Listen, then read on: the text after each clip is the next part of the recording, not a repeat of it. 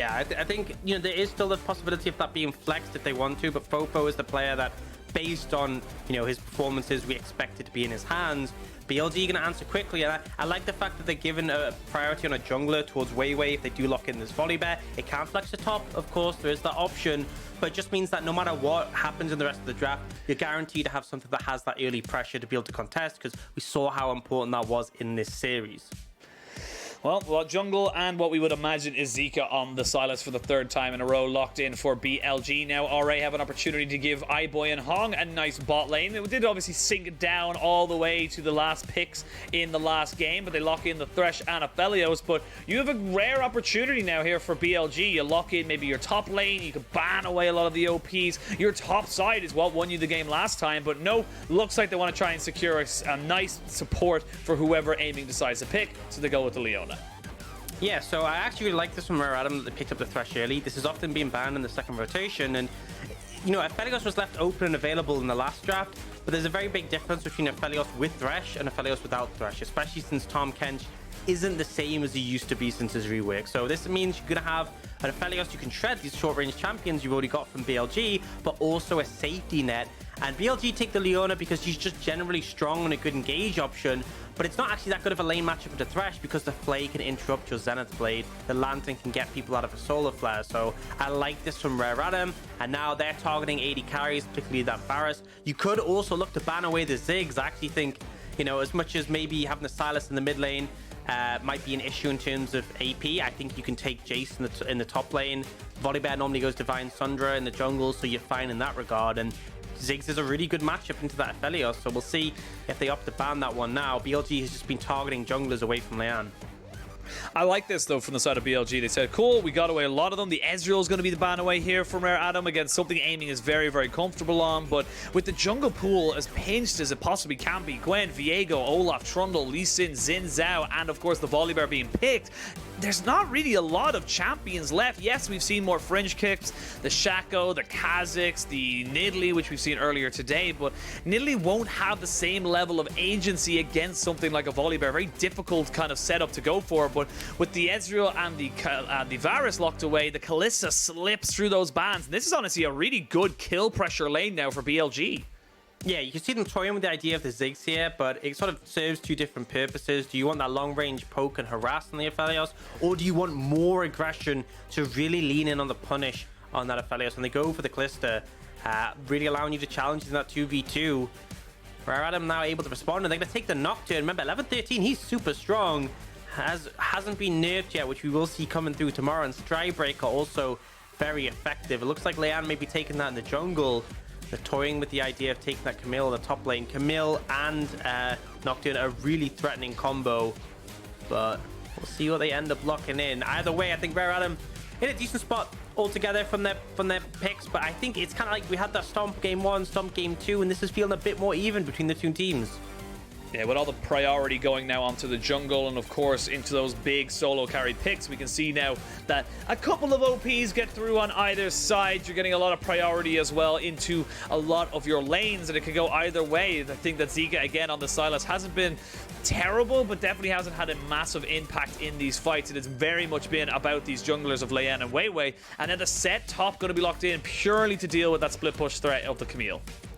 Yeah, and I feel like the kind of dynamic we're getting here is both teams will try and kill the enemy's AD carry, and it really comes down to who does a better job of it. There's so much dive threat on both sides, but both Kalista and this Nocturne are very good at dealing with dive threats. As long as they can keep them at like a reasonable distance, they can kite back, they can deal a ton of damage up close to them.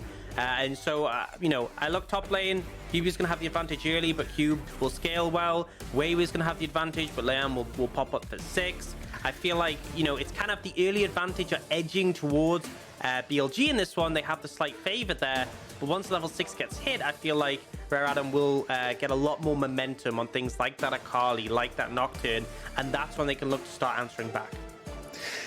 See what way this game all fans out. We're going to be keeping a very, very close eye on the junglers of WeiWei and Leyan. Both of them pivotal in both of the wins so far in this best of 3. And this is a series now defined by one game. A 2-1 for either of these teams. And like we said, a win here puts you on 8 wins and just does so much for your playoff position. Gives you the head-to-head, gives you that belief that you can't beat this other team and later on in the season as well, should you meet them in playoffs.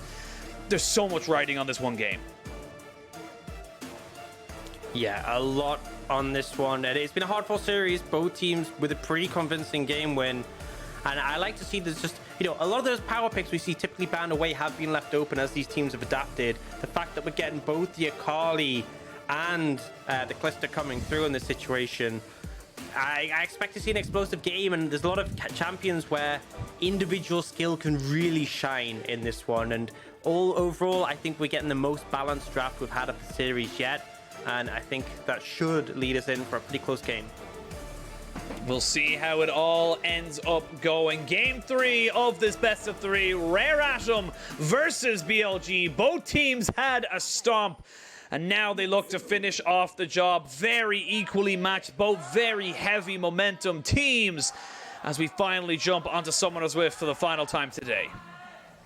You see BLG looking for a bit of an invade here. Pretty strong in it, in all honesty.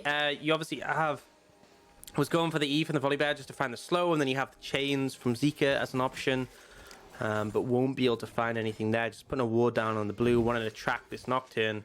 And again, I think BLG are going to have that earlier agency for the most part. The only exception, possibly mid lane, just the Akali having the Ignite gives a bit of an edge, and also that matchup's a bit more even, but I expect top, jungle, and bot lane for BLG to try to be applying that pressure and try to garner a bit of an early advantage before Rare Atom get to a point where they are feeling more comfortable, where that Nocturne hits that level 6 point.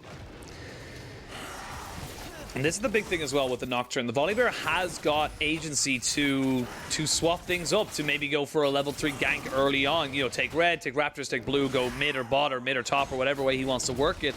Leyan not so much on this Nocturne. Nocturne very, very heavily reliant on either having the paranoia to get on top of someone or having innate CC in the lane to set him up. So not as good at setting that up, and there's that flay you were talking about, but this is pretty standard to what we expected in this lane. The Thresh Aphelios is going to struggle for a couple of levels. The Kalista and Leona are going to flourish while they have the early advantage.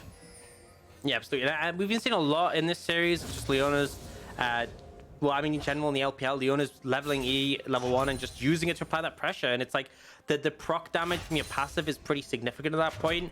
And, you know, they can't really be punished thanks to the Aftershock. Well, someone who is being punished here is actually BiuBiu. He goes in with the Haymaker, but that was not a good trade, and Cuba ends up getting much better off of that particular skirmish, as they now have level 2s in the top side. We can both see both junglers. Actually a little bit of a quicker clear right now for the Nocturne. Leyan able to take down his entire blue side and his wolves just before we see the Volibear onto his bot side. So I think BiuBiu's looking to try and crash this wave, maybe get an early reset and just make sure that he's not in any real danger of getting dove. Yeah, and I think the nice thing as well is you might take a bad trade on the Sett, but your passive really helps out with sustaining up. And, you know, for other champions, health is a resource. For Sett, it's a mild inconvenience before he gets it back. And he has gone for that reset. And at a good time, you know, Leon's on the top side. He'll be nowhere near. The wave's going to push into him for when he returns, so he's going to be pretty comfortable. Zeka doing a pretty good job in this 1v1 matchup against the Akali.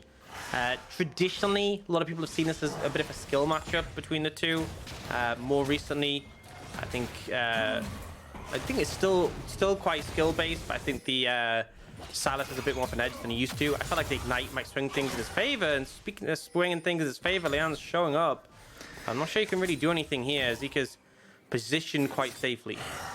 Yeah, this is exactly what we was just talking about. Leyan can try and go for a gank, but if you don't have any hard CC on top of your laner, it's just not a lot you can do there. WeiWei gets stopped on his back. The Springer going to be enough to keep him away. As you can see, Leyan just eating a spell shield on the Storm, but again, nothing too untoward. Very difficult for a Nocturne to make anything happen. Both junglers just happy to reset, get back, get in those first items, and then back onto the map as quick as they possibly can. Actually, as I say that, Leyan did stop his back and ended up going back towards his Krugs to try and get that reset.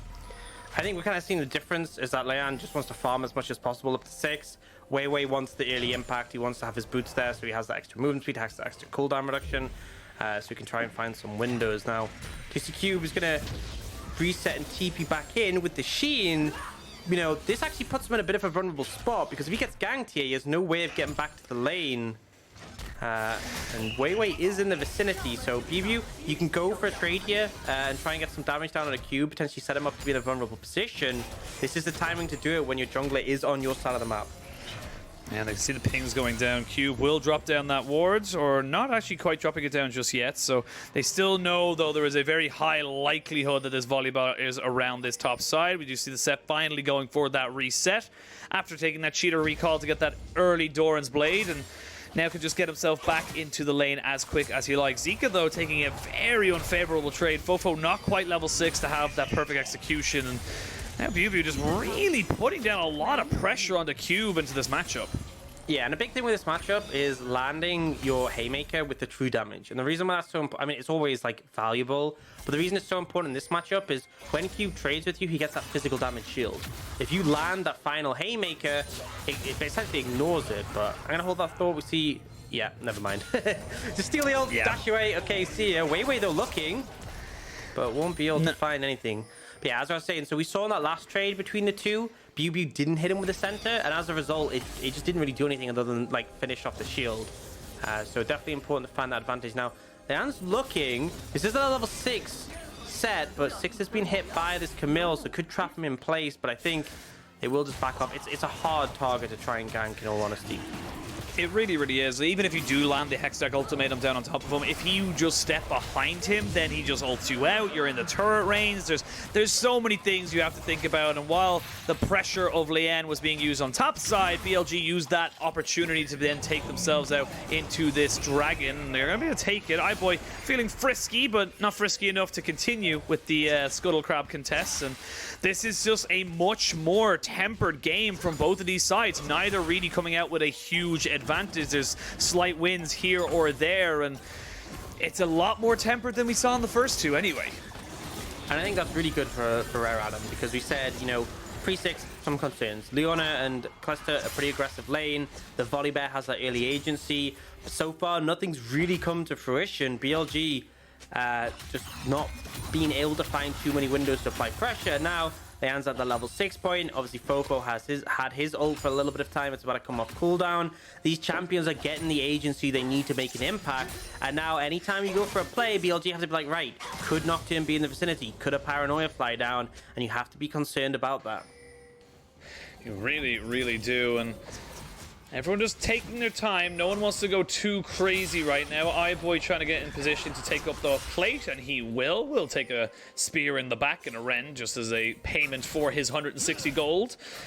And again, waiting to see what way this one works for both sides. Neither side really fully committing to any big rotations or big ganks, and I think we won't really see anything until probably, I'd say honestly, about the 12-13 minute mark, where this dragon will be available, the Rift Herald will be able to be, you know, up on the map again. So this is a moment here where we can just take some time, relax, you know. It's rare we get these in the LPL. Hey, got a bit of time to vibe. We'll see that they may interrupt it with a Rift Herald attempt, but for the time being, maybe, yeah, just kick things back, see. How you feeling? How you feeling, Penguin? How's your day been so far? It's been good. It's cooler today in Ireland than it has been for the last few days, so I'm enjoying that quite a lot. Thankful for that, honestly. Honestly, 32 degrees is not built for me. Like, I'm not built for that kind of weather. I love the hot weather, but we don't have air conditioning in Ireland. It's just not a thing. All our houses are exceptionally well insulated for heat. That's the thing. Like a lot of times, like some other countries in Europe, especially, you know, like Spain, will feel, or Italy, will hear those temperatures and be like, that's not so bad. But like, where those countries are used to that weather, so they have the infrastructure for it.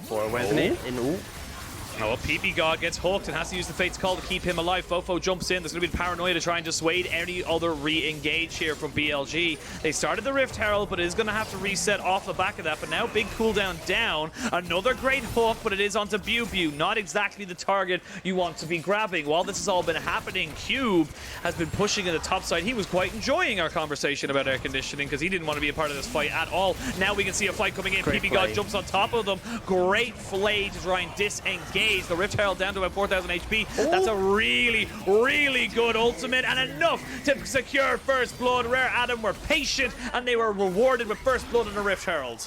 Yeah, so good. All the engage tools trying to come out from BLG to find that window in, but they just weren't able to. It was just RA constantly disengaging. Credit to Hung on this Thresh, who was just able to keep them at bay for a pretty long time, and then iBoy landed that big ultimate just to finish off the Leona.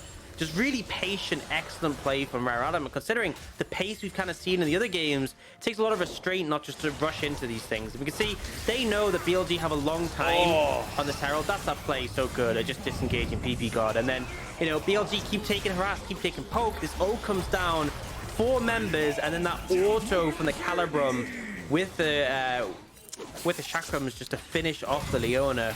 Really excellently played. That's about 1,000 gold lead for Rare Adam. Now we can return to air conditioning. Yes, so back to our air conditioning conversation. Of course, we're not going to jump back onto that weird tangent as we were waiting for everyone to fight. But good start now for Rare Adam. They have a little bit of agency now to push forward and maybe look for a play, get those plates down. Of course, great to have that Rift Herald onto Leyan as well. We'll have his paranoia back in about 30 seconds or so. We will see no TP available here for BiuBiu, so he's going to have to walk back to lane, so he's going to miss about a wave of CS. And this is where the matchup of Sett versus Camille starts to skew back into Camille's favor. The early stages, yes, you get a lot more agency with the Sett, but now with levels being put up, with cooldown and ability haste being picked up, Cube has a lot more options available to him. Yeah, absolutely. Cube, you know, once he hits that one item spike, I think that's the thing, is that you start doing a ton of damage, but it's really true where Camille starts to come online and becomes that massive threat in the side lane you can't really handle. But for now, a lot of time just been happily farming up this Camille in any lane where you're kind of unchecked early. You're not dealing with something like Renekton who's trying to trade with you every second. You're good, but speaking of trading with you every second, BLG not happy to let this dragon go, but RA should just be able to disengage on the back of these 2 TPs. Double TP there towards the Dragon Pit as BiuBiu puts himself in. They will get the Face Breaker as FoFo takes a little bit of an uncomfortable trade, but RA just not willing to feel like they could commit to that fight fully. They back away 100%, retreat. They don't want anything to do with it. And as BLG, yes, they committed 2 teleports, but they got the objective, and honestly, they don't lose anything for it. Yeah, and I think that's the thing, is that it's really important BLG gets that dragon, because you have to think of these dragons as like a 5-minute like game extender, right? If you don't get that dragon, RA takes one. It's now 15 minutes until you can, you know, have soul, and as a result, RA can give away more dragons. They can take a bit more time. But by doing this, it kind of means that there is a definite, you know, timing point, and I'm looking at it, and it's essentially 21 minutes in the game is when soul could potentially be there for BLG, and it means that in 4 minutes RA might be forced to try and contest this in a fight. And bear in mind, RA ahead, right? I'm not saying that they're not going to be able to do so, but I think BLG are definitely concerned about if this game goes later. There's an Aphelios, there's an Akali, there's a Camille. I think they want the fighting to be sooner rather than later in this one. Yeah, and you look at the 2,000 gold leads, and it is still good, of course, for RA, but probably here or there about 8 dragons worth about 1,000 golden stats across the team, so it is equaled out in some way, shape or form. There is a Divine Sunderer now for a Cube, so he's going to be in a much stronger position. Rift Herald going to be dropped down towards this bot side as they try to keep iBoy going on this Aphelios. There's about 15 or so CS ahead of his counterpart on aiming on this Kalista, and should be an easy push up. 160 gold there into the back pocket of iBoy, and that's exactly what RA wanted. They got the plates, they get out. Yeah, I mean, obviously in an ideal scenario you get the tower, but they'll take the extra gold in Fluxion, and the big thing is they're going to be able to use that gold, hopefully complete some of their mythics before that dragon spawns, and be in a good fighting chance to contest that one. And again, the gold lead isn't insane. We've definitely seen bigger ones in this series, but it's a nice advantage to have when you're a team who, you know, do feel comfortable going later. And I think execution has been good from RA. They have to be a bit concerned if ppgod wants to look for something here. Oh, ppgod goes in, but they're going to use the paranoia straight away. The flash forward, flash away. They're going to be able to keep him alive. No! Leyan, enough of a damage dealer to take down the AD carry. Everything was used there by aiming, and just not enough to protect him or the tower. Yeah, it just wasn't enough, and that you can see the power of that Nocturne coming in, able to land on top of the Kalista. And it's very difficult to deal with, because one of the things with the Kalista is, you know, I said before, Kalista and Aphelios like champions diving into them if they can keep them at a healthy distance. Nocturne, let's just say he's difficult to keep at a healthy distance, you know. He's a bit of a hugger. He likes to get a bit up close and into your personal space. And you can see aiming didn't really appreciate that in this one. No real way to kite out here, especially with the flash closing in. It's actually the fear tether that connects and is able to finish off the kill. But now that Stride Break has been picked up for Leyan, it's just going to get worse. That 90% slow is honestly crippling for the Kalista when she's trying to kite. Yeah, it does feel that way, and Kalista has been one of those picks where there's a lot of priority on it over the last few patches, but specifically in LPL, hasn't had the greatest of times. It does feel like LPL teams just know how to deal with this particular pick, and the early game advantage that you should get from it just never seems to come to full fruition, as we can see Zeka running away from the top jungle duo of Cube and Leyan, but we're going to see the cleanse used here by iBoy. He just get caught out by the solar flare, and an ultimate for a summoner spell, you take that all day, every day. Yeah, absolutely, and it means you potentially have a window in which you can punish. You know, when you're setting up these fights around these critical objectives, it's actually really important whether or not someone has a summoner available, and teams will actively play around those and go, okay, this person's done this. This is going to be a primary target for this reason, that reason, and they will invest based on that. So, you know, it may seem like a minor thing, but as you're able to capitalize on that, and because of the short cooldown, ppgod will have that ultimate backup and available. Well, we see now WeiWei moving up towards this top side. The stolen Hextech ultimatum, and Cube has already used his hook shot, wall shot, so he will not have anywhere to go. He flashes away, but the Stormbringer is here. The paranoia has been committed. FoFo is there. They're going to try and continue this dive. It's a very risky dive to go with. The Nightmare will actually proc off, so Wei will go down. Now, can you continue this fight on the side of BLG? I don't think they want to. They will get the Aphelios ult out of it, and they will put aiming down to about a third of his HP, but very difficult for them to do anything else after they've used so much.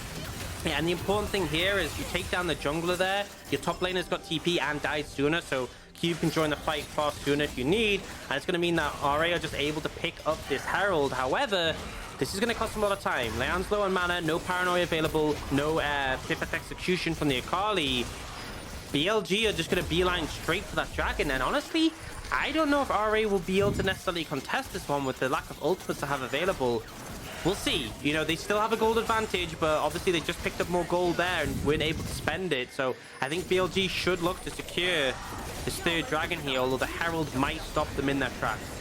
Yeah, I like this play from RA. They recognize they haven't been able to reset. They haven't been able to get back onto the map as quick as they would probably like. There is a TP available for BiuBiu as he's sitting in base, waiting for his opportunity.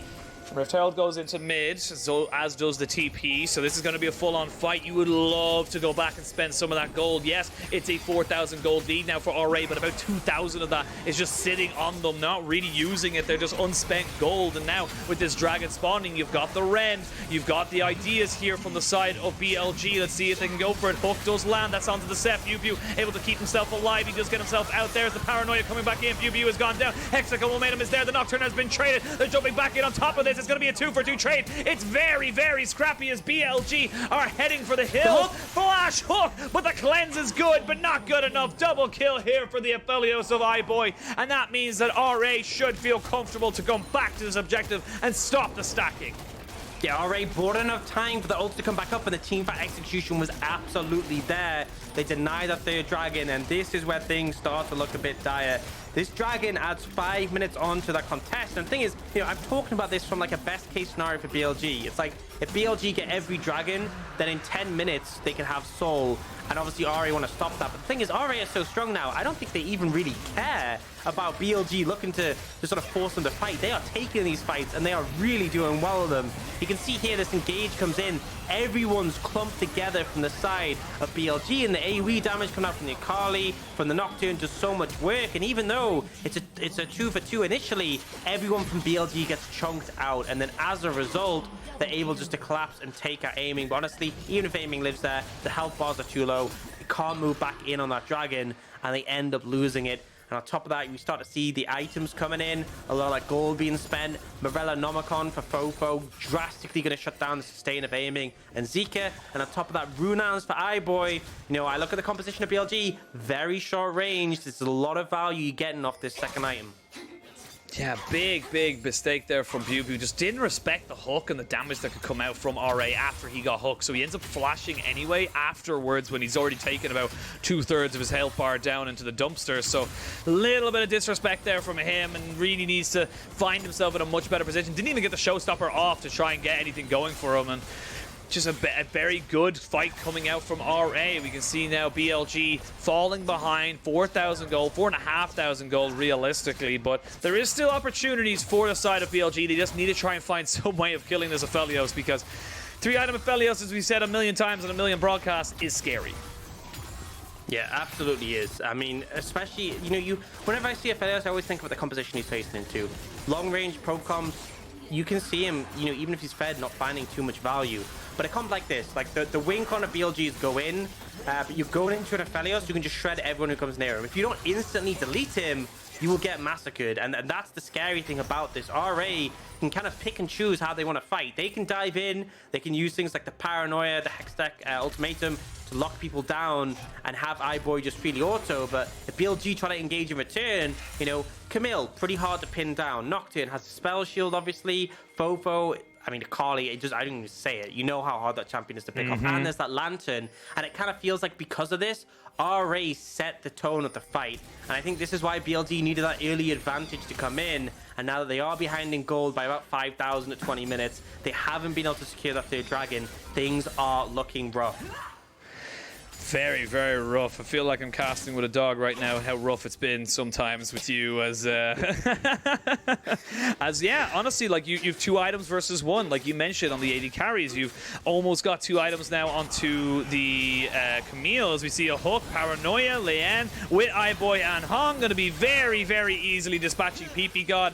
And this is the criticisms we've had of ppgod in recent days, of just getting caught out, really not putting himself into a good position. They will have the Calibrum and the Crescendum here to try and take down this Baron, but there is an Akali up in this top side. They don't have full vision of exactly where everyone is. Now, BiuBiu will walk into FoFo. TP coming in on the back end of this one as well. They still have themselves an opportunity. WeiWei can get back into this Baron pit. With Baron resetting, though, it looks like RA are not willing to take that flip.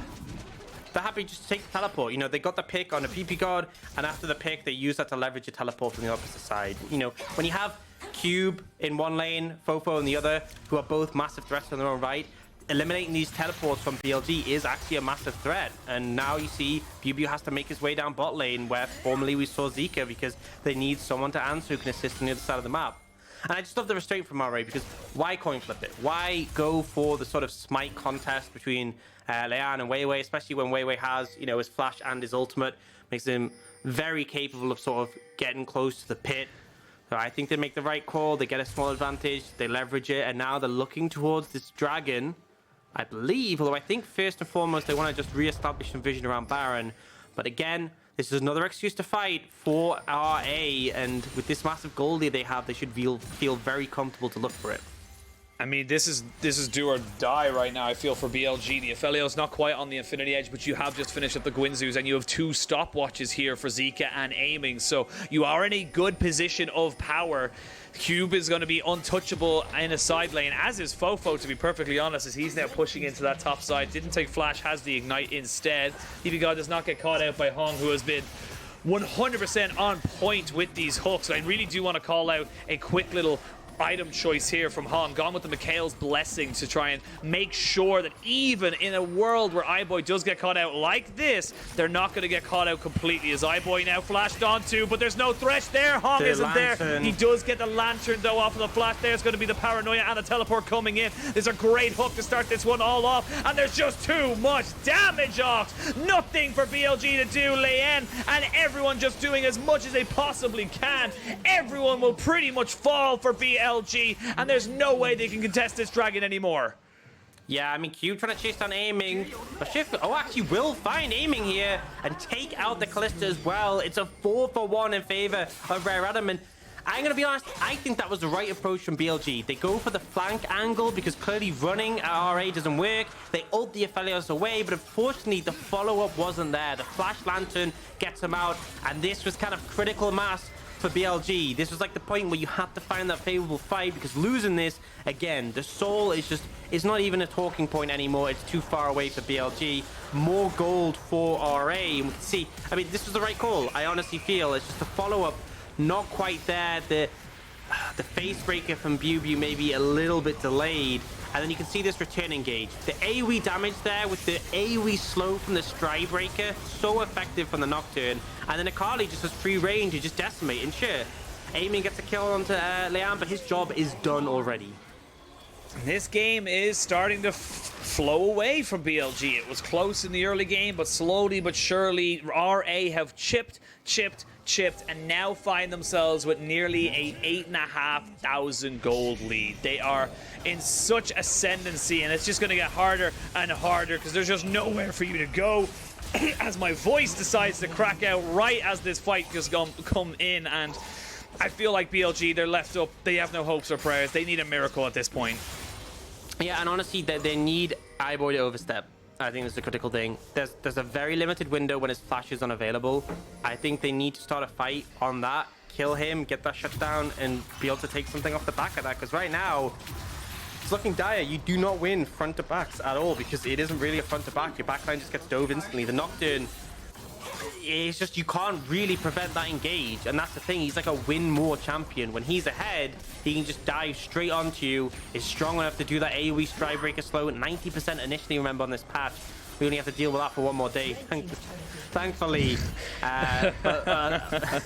like another thing as well is you look at Leon's built Anathema's chains. So think how bad aiming feels. I'm assuming it's on him. He's gonna have a much harder time killing this Nocturne. The slow, the fear are going to last longer because of that increased tenacity. It's just really, you know, again, it's a win more scenario where RA are already ahead and they're just shutting down any hope BLG has. Just slowly bringing them down to their knees and saying you must bow before the kings as RA just continue to push in vision around this Baron buff. And there is an opportunity to steal, of course. You look to try and get that as much as you possibly can, but the damage isn't really there. They're waiting for items. Of course, the new build for the Volibear is to rush that Zhonya's afterwards. Of course, he hasn't got that one just yet, so there's just so many if, buts, and maybes for BLG to try and come back into this. But like you mentioned, I look at RA and I'm like, they've got 3,000 gold in top side alone in this game. They have so much going for them that it's just becoming so difficult for the BLG actually come back into this. Now with the Baron going onto the map, people on BLG trying to run around it. There is a good hook, but it is only onto ppgod. Baron down to about 4,000 HP. They have enough vision onto it, but it doesn't look like they want to try and finish it off just yet. As I say that, it's actually a fight on two fronts. RA came off the Baron, and BLG went back onto it, so they steal away that objective. Nicely done there by BLG, but at what cost? What will they lose because of this fight? You can see FoFo just keeping everyone at bay in the top side. They do get the Baron, but they lose 3, and these death timers are getting long. Yeah, and honestly, it looks a bit messy here because we're going to see a scenario where RA can push down the base and we see what they get. 3 kills from a Baron is kind of like the point where it becomes not really worth it. But in BLG's situation, you don't really have a choice. They got the Baron, means they deny it. You know, you take it in this situation. If you lose that mid lane inhibitor, tower inhibitor, again, you take it. But actually, it looks like they're going to be able to defend. So, you know what? I'm going to call this a win for BLG. Small win, but it's a win, and I think they need those in this game. Just the fact that they made that decision to look for the Baron instead of the fight, and were able to at least disengage 2 members. Now, they are looking for FoFo. The CC comes in. Yeah, CC is there. They do have the scanners to know exactly where he's going to be going. He does have the perfect execution available, but so does Sylas as he steals that one away. Okay, this is good for BLG. They get away the Baron. They also pick up a couple of stragglers. They're getting back something, but it's still a 10,000 gold lead in favor of RA. Yeah, and I think the thing is, you know, we saw the TP come in, and after that, I think iBoy hit it a couple of times, did about 1,500 damage in a couple of autos. And as a result of that, it got to the point where, you know, WeiWei could jump in and finish it off, get it low enough. It's kind of difficult because I understand RA, you know, on the one side don't want to coin flip, want to look for the fight, but when the Baron's that low, you're handing it over to the other team. That was one auto attack from the Aphelios. Now 3.5 items onto WeiWei. Arguably your tankiest member, and this is just not looking good. Still hasn't picked up the Zhonya's, but look at the items now. You have 3 items onto the Kalista. You have 3 items onto the Sylas as well. We'll see what they want to go for. TP coming in off the back end of this fight. That's going to be FoFo joining in. The paranoia has been used to deny all vision, all idea of what is going on. You can see Cube and FoFo jumping in, trying to get on top of this Kalista and Sylas, the Soul Stopper, to keep the Camille away. The Nocturne is dead. We can see a couple of GAs go down, but it's the Aphelios now versus Zeka. It's iBoy versus the world. It's a 3-for-2 trade in favor of RA, but critical to note that it is still BLG who are on sole point. You can see ppgod and Zeka scattering themselves. They're saying, look, if one of us dies, at least the other one gets out, but it is still a 1 fight for RA. Yeah, it's definitely 1 for RA, but even so, BLG are somehow managing to make this closer than it should be. They secure the dragon once again. They get the objective. Yes, they lose more members, but when you're this far behind, you gotta say, you take these. You know, you don't really have the choice of being like, let's just win a 5v5 flat out. The fact you're getting the objective and at least taking down some members of RA puts you in a decent spot now. He might actually be quite out here. Does he burst iBoy? No. Ooh, he's actually dipping away. He They see the Baron and minions. Yeah, he hasn't got it right now. He hasn't got it right now. Trying to get out with the Baron wave, so he's just going to be able to push this one out. Make sure that they do not get any more objectives off of this one. The box has been stolen as he maybe tries to go back in on top of that, but no. Just going to use it to slow down. And Zeka, he is delaying quite a lot. Forces the flash and has the Zhonya's, so they're going to have to commit a little bit more time to this. iBoy has to use the cleanse as well, and yes, you do get the kill, but those are 2 key summoners now gone, and the Mikhails. Yeah, it was the Mikhails, not the cleanse that came in there. But yeah, Mikhails have flashed down. Mikhails not super long cooldown, but not exactly short for an active item. But the flash being unavailable, we talked about this before. It being down opens up opportunities for BiuBiu to go for that play, that flanking ult coming in. And, you know, it's just these scenarios where, like, it's still winning for RA, right? They killed Zeka. Absolutely. This is still a 1 fight for RA. They got more kills than they lost. But BLG, they're getting something out of this. And when you're this far behind, you take those, you know? You actually see aiming survive for such a long time. You can see that extended fear because that anathema is reducing tenacity. Lasts for so long, but he actually manages to live for a fair bit. They're just not able to get in on this backline. And the thing is, iBoy's still untouched, right? He's still an absolute monster. Cube's still running rampant, but even so, it's always those butts coming in. You're like, even so, BLG, for a team who are 10k goal behind, they're looking all right. I mean, they are on sole point. They got the dragon in that fight, so they could get that and lead themselves to less burst damage from the Akali, less burst damage from the Camille. This puts this, you know, Kalista pick in a lot more safety, and we saw Zeka in that last skirmish up topside. He can force summoners. He is still absolutely insane in this game, but it's still RA's game to lose. I think that's very, very important to recognize, absolutely. And I think for the side of RA, they should still be feeling confident. You're 11,000 gold ahead. You've got 4 items almost onto your Akali. You've got 4 items onto your Camille. Nearly 5 items onto your Aphelios. He's on full damage mode, 5, 0, and 10. iBoy has not died yet. So you're still feeling good, but it does go, the longer this game goes, the less that gold lead means, and you start to get a little bit worried about how this game starts to turn out if BLG can just hold on for, again, another 5-10 minutes. Yeah, like, as we said, I feel like the scaling is edged in RA's favor, but, you know, there's still a lot of windows, a lot of opportunities. If you kill iBoy at the start of the fight, you know, there's a lot of scenarios that's enough just to win the fight off the back of that. And I think RA definitely a really strong early to mid game, but it started to feel like it slowed down a fair bit. These mistakes around these objectives costing them. Like, bear in mind, the last 2 objectives they didn't get despite winning the fight at the back end. So yeah, look to see if they can sort of capitalize on that better. They're still very much ahead, very much in favor for this game to close it out. But there's always that little if when you're thinking about BLG's position in this game. BiuBiu's moving forwards. It's a hook on ppgod. Oh, there's the paranoia coming in as well. Cube kind of jumping onto this backside, but they haven't really coordinated this one that great. They're jumping in now to get the showstopper in. It's going to be the ultimate to try and get down on top of his AD carry. They will get him down, and now RA look to end this game. The perfect execution from Zeka does basically no damage, and again we're seeing ppgod and Zeka left to try and scatter themselves and defend against this absolute onslaught from RA. They finally find that clean fight, no members drop, no objective to be stolen, and they're able to instantly segue into the extended fear onto aiming. So punishing in that situation. They're gonna try and fight this off. I mean, here we go. We're going to jump in on top of this. It's going to be very difficult for Zeka to get anything done while he's in fear stasis, and absolutely no chance. It will be RA in 34 minutes taking the 2-1 victory over BLG and put themselves back among the top 4. And it wasn't as much of a stomp as the previous 2 games. There was definitely a little bit of give from BLG where they try to contest, they try to find windows. But I think with their composition, the fact they didn't get that early advantage, the fact they started to fall behind, ended up being really punishing in that situation. And I think the Nocturne pick with the Anathema's change was so good. You saw it fly on aiming, and the fear just lasted so long. It was really suffocating. But yeah, you know, solid game from RA, and I think we have to say we had our doubts coming into this series.